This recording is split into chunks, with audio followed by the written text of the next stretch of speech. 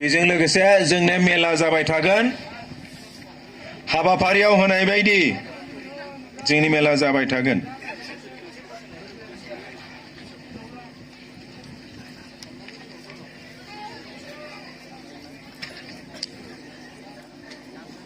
Group dance by students of class 10.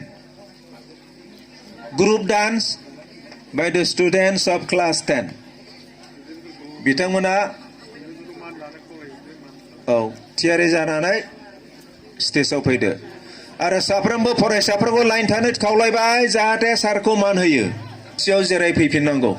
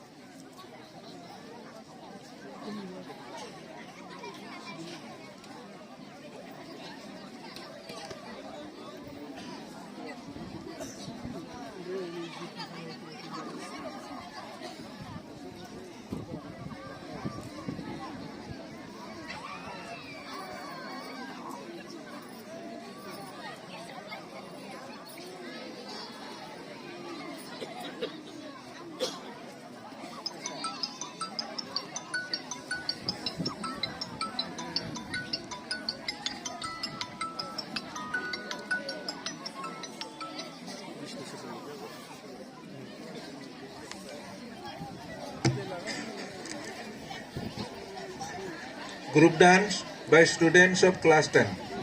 Beres.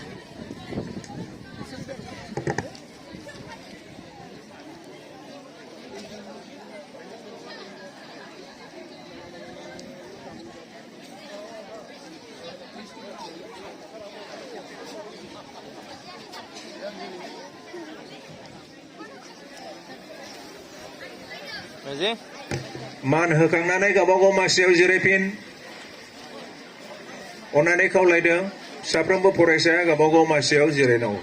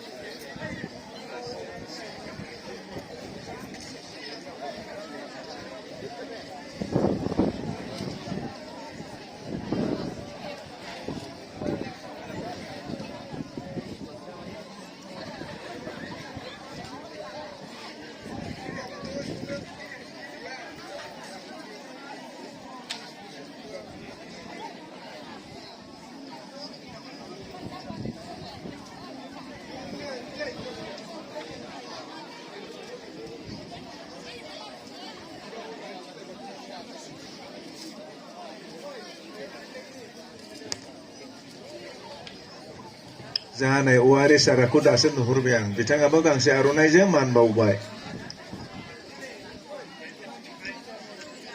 वारि सारखौ दासो नुहुरदों जिखान जायगायाव बिथिङाबो सफैनो हानानै आर'नाइजों मान बावबाय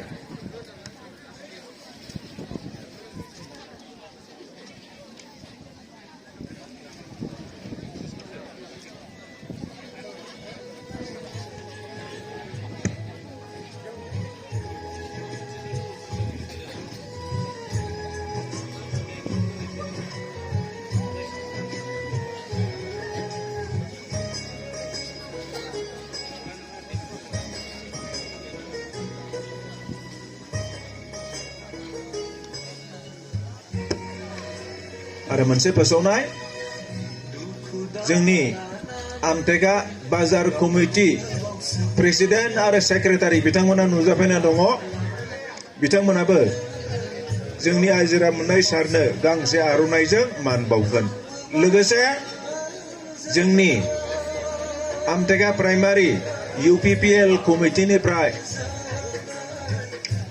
जाय आफादगिरि बिथाङा नुजाफैनानै दं बे आफादगिरि बिथाङा प्राइमारिनि मुङै गांसे आर'नाइजों मान बावगोन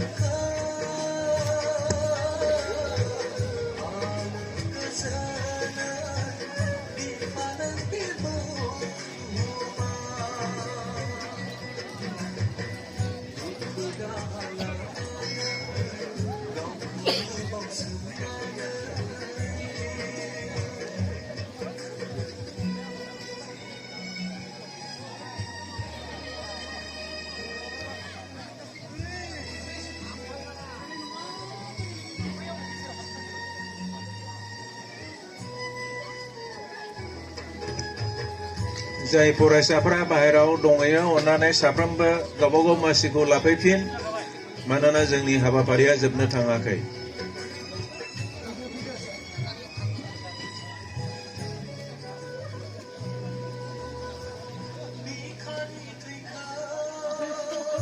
जोंना ओंखाम संग्रा आफादाबो बिथांमोना गांसे आर'नाइजों मान बावबाय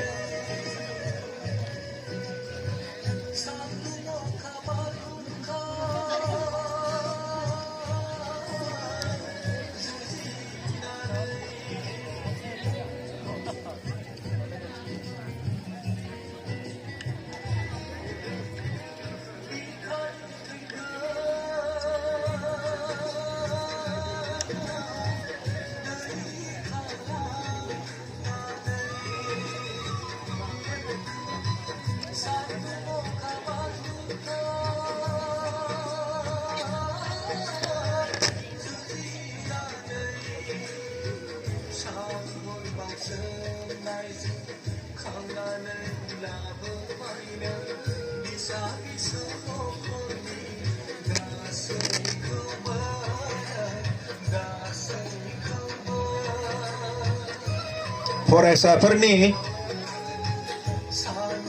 बिदाय होनायनि हाबाफारि जोबनाय लोगो लोगोनो जोङो जोंनि फरायसाफोरजों आरो फोरोंगिरिफोरजों ज' जानानै जोङो माखासे बेसादफोर सारनि मुङाव बायनाय जादों बे बायनानै दोनफैनाय मोखाङावनो फसंनानै दोनफैनाय बेसादफोरखौ जों सारनो गथायनाय जासिगोन खावलायदों साफ्रोमबो फोरोंगिरि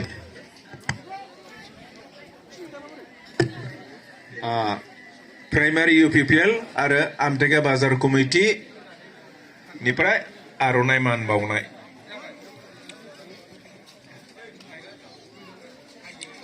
जोंनि सारमोना अन्नानै गथायदो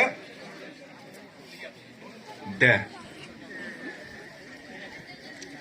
बे सारखौबो खाथियाव गसंहो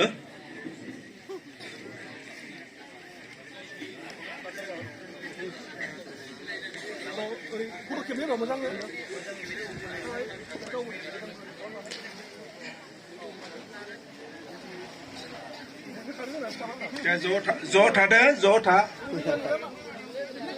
औलै एसे हा ओइ एसे बे मुवाफोरखौ एसे मोखाङाव बोबोला गाहाम जागौमोन नामा नै बयबो नायनो लुबैदों मासियाव जिरायनाय आलासि बिथांमोना नायनो लुबैदोंनो बेखायनो अन्नानै बे आलमिरा चेयारफोरखौ एसे मोखाङाव लाबो आलमिरा चेयार टेबोलफोरखौ मोखाङाव लाबो मासियाव जिरायनाय आलासिफ्रा नायनो हास्थायदों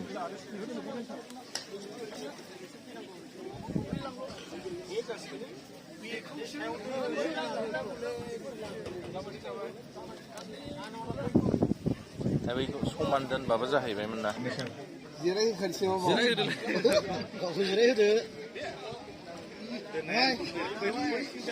रोजा बिदि थाबाय